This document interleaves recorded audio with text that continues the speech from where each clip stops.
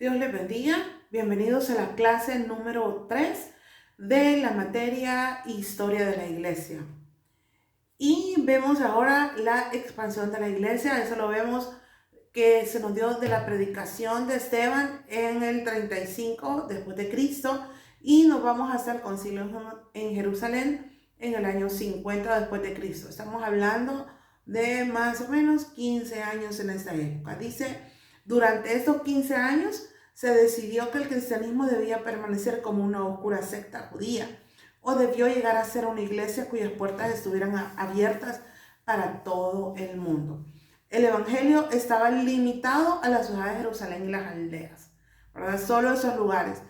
Pero posteriormente la iglesia estaba decididamente establecida en Siria y en Asia Menor, y se estaba extendiendo hacia Europa.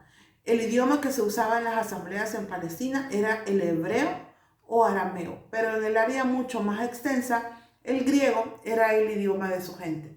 Recuerden que todos, ¿verdad?, los que estaban ahí en Palestina eran influenciados de una u otra manera, ¿verdad?, para aprender nuevos idiomas, como por ejemplo el griego.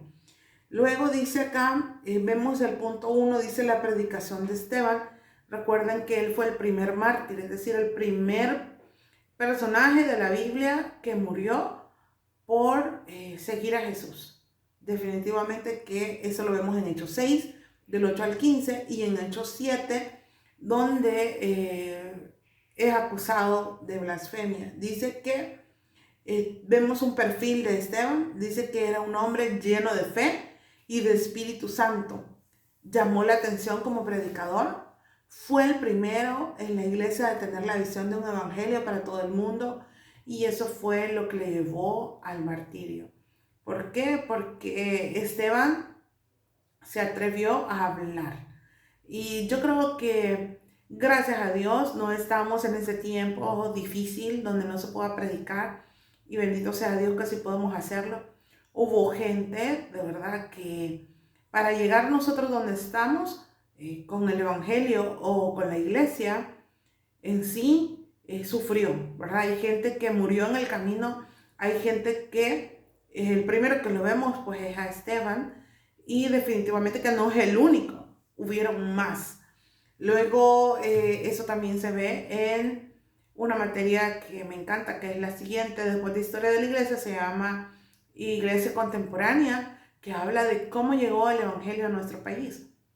Sumamente interesante, de verdad, porque no solamente es bueno recordar que qué bueno que podemos predicar, que podemos orar libremente, que podemos hacer todo lo que nosotros queramos, tener libre culto, pero hubo un precio que se pagó, y eso lo pagaron muchas personas antes de nosotros.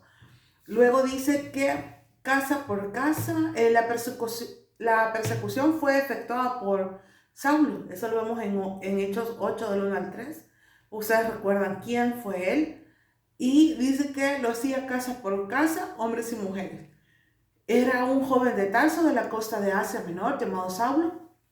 Tomó parte en el asesinato de Esteban y llegó a ser el jefe en una de las terribles persecuciones de los discípulos de Cristo, arrestando, atando, azotando tanto a hombres como mujeres. La iglesia de Jerusalén fue disuelta para ese tiempo porque de verdad que era sumamente peligroso reunirse.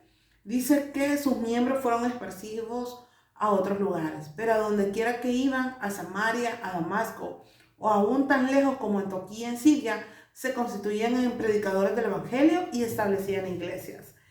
Y por eso sucedió lo que sucedió de la persecución, porque se habían estancado, se habían quedado en un lugar y no habían salido a hacer lo que Jesús les dijo que debían hacer. Entonces fue necesaria esta persecución para que se extendieran a los demás países, a las demás zonas. Dice que luego vemos en Hechos 8, del 4 al 8, vemos a Felipe en Samaria. Dice que por causa de la persecución y el propósito que en Samaria se predicara a Cristo. Felipe, este debe distinguirse del otro Felipe, que es uno de los apóstoles. Después que la muerte de Esteban, él encontró refugio entre los samaritanos, que eran despreciados, y dice que estableció una iglesia en Samaria, que fue debidamente reconocida por los apóstoles Pedro y Juan. La primera iglesia fuera del seno del judaísmo. Después de esto, Felipe predicó y fundó iglesias en las ciudades de Gaza, Jope y Cesarea, también en ciudades gentiles, pero tenía una extensa población judía. Cuando hablamos de gentiles, ustedes se recuerdan que estamos hablando con personas no judías, ¿verdad? O personas extranjeras también, que también estaban ese tipo de personas. Luego dice, aquí el evangelio tendría necesariamente que entrar con el mundo, en contacto con el mundo pagano. Luego vemos en Hechos 9 del 36 al 43 y en Hechos 10 del 1 al 48 vemos a Pedro en Jope y Cesarea. Vea cómo un acontecimiento como la persecución abrió los espacios para ir a otros lugares. Aquí vemos milagros como el de Dorcas, que fue resucitada. Era una mujer que había decidido seguir a Jesús. Y dice que en sus viajes relacionados con la supervisión de la iglesia, Pedro llegó a Jope, ciudad situada en el litoral. Aquí resucitó a Tabita o a Dorcas. Yo creo que quizás hemos escuchado más lo de Tabita, la expresión, y permaneció por algún tiempo con otro Simón, que era curtidor. El apóstol tuvo aquí una visión de un gran lienzo que descendía, el cual contenía toda clase de animales, donde pues se le dice, Pedro mata y come.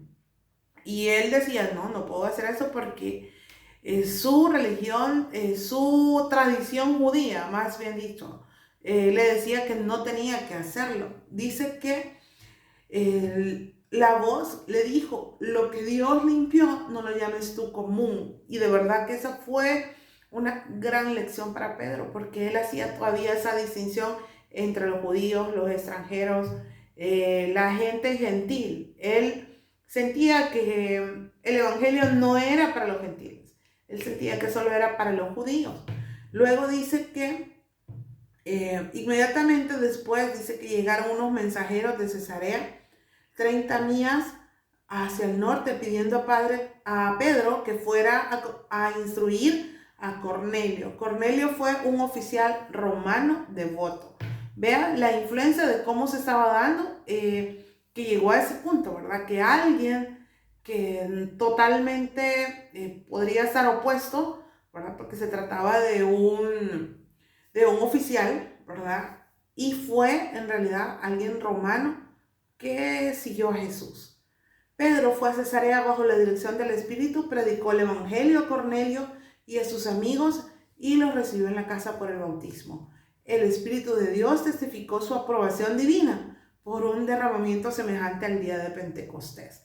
Cuando Cornelio llegó a ver a Pedro, era como, bueno, yo veo a que me diga qué es lo que tengo que hacer, cómo tengo que hacer. Me imagino que será su pensamiento. Obviamente la Biblia no lo dice así, pero era muy importante para él saber y conocer acerca de Jesús. Y no le importó ser un oficial. Él quería saber de Jesús.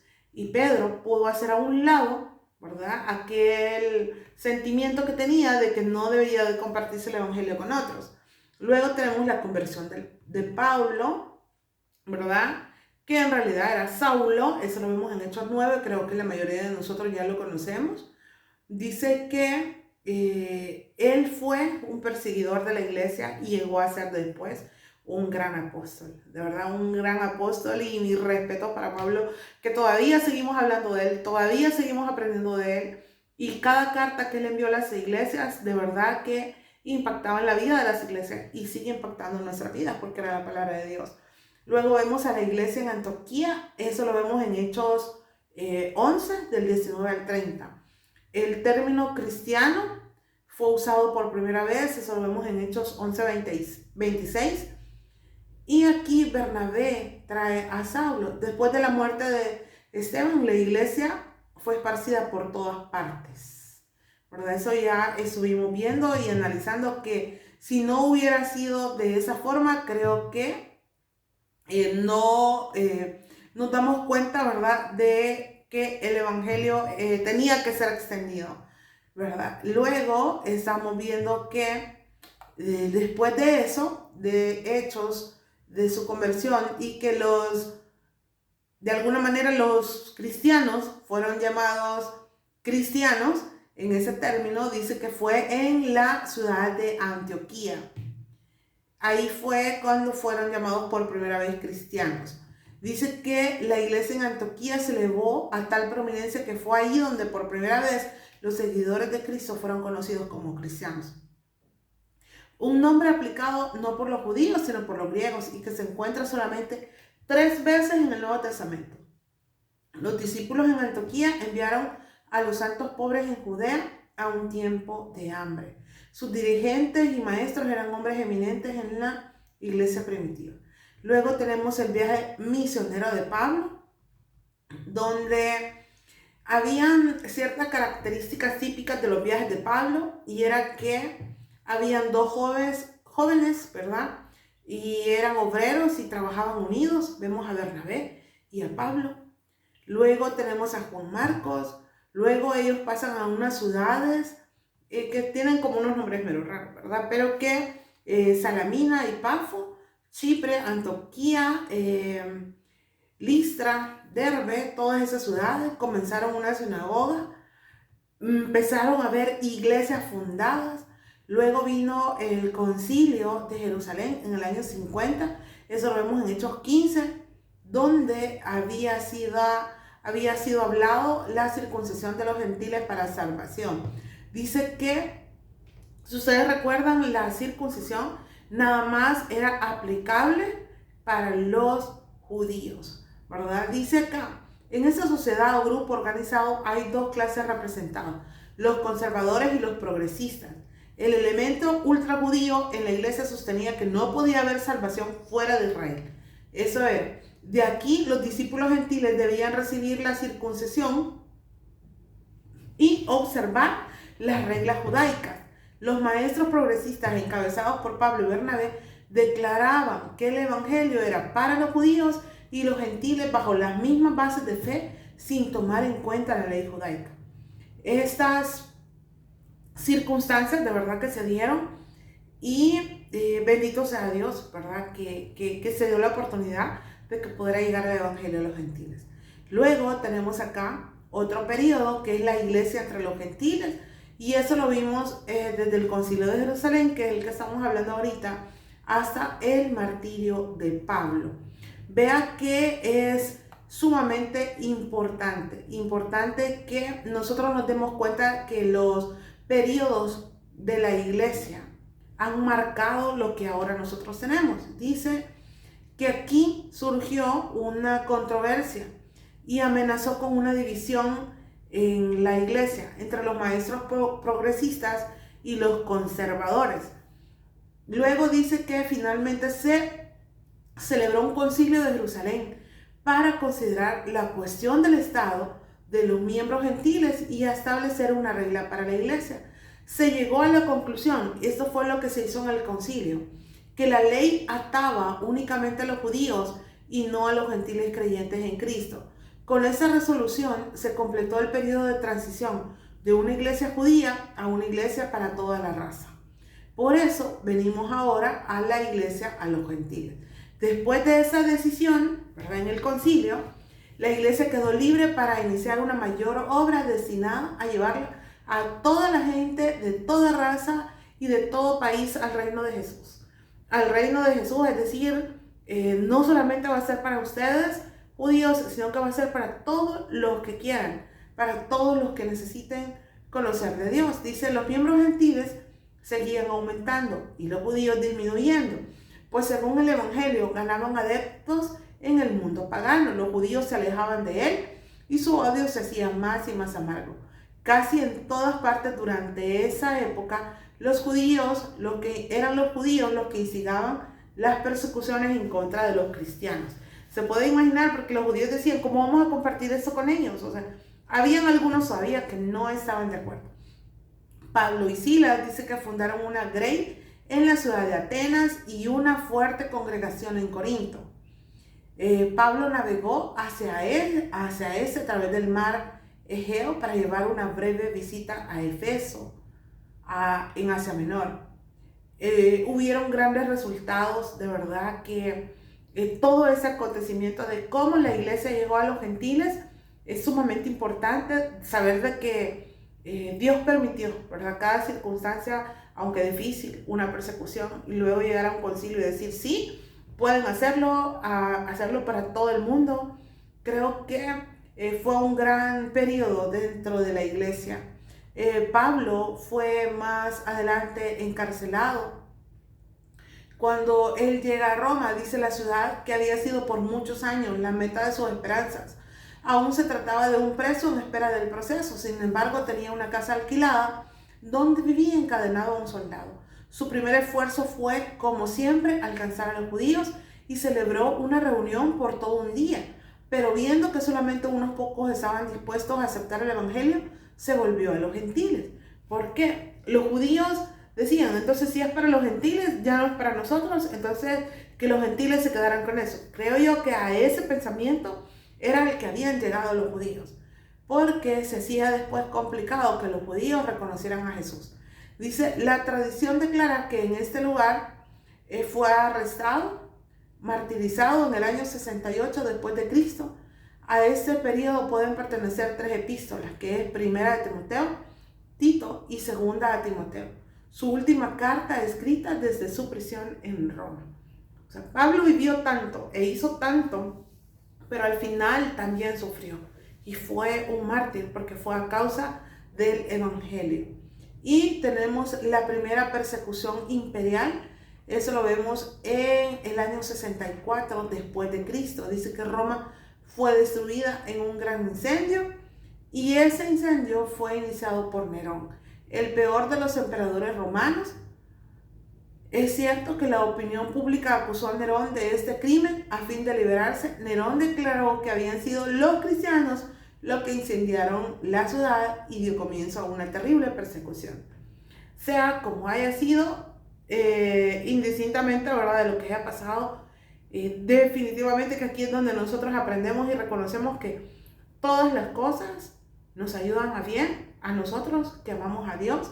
Y yo creo que hubo tiempos muy difíciles en la iglesia. Dice que había muchas personas torturadas y muertas, entre ellos Pedro, que fue crucificado en el año 67 después de Cristo, Pablo, que fue decapitado en el 68, y los apóstoles pudieron haber sufrido el martirio 1 o 2 años antes. Dice que al tiempo del concilio de Jerusalén, ningún libro del Nuevo Testamento había sido escrito. Dice que la iglesia dependía para su conocimiento de la vida y enseñanzas del Salvador, de las memorias de los discípulos primitivos, porque no estaba escrito ahí el Nuevo Testamento. Pero antes del final de ese periodo, en el 68 después de Cristo, una gran parte del Nuevo Testamento estaba en circulación, incluyendo los evangelios de Mateo, Marcos, Lucas, las epístolas de San Pablo, Santiago, Primera de Pedro y tal vez Segunda de Pedro. Créame que no fue fácil, ¿verdad?, llegar hasta donde estamos. Si nosotros vemos aquí, quizás lo hemos visto de una manera sumamente rápida, pero para llegar a donde estamos, la iglesia tuvo que pasar por circunstancias muy complicadas y mucha gente se quedó en el camino. Y bendito Dios que permitió que el evangelio llegue hasta nosotros. Gracias por llegar hasta acá. Bendiciones.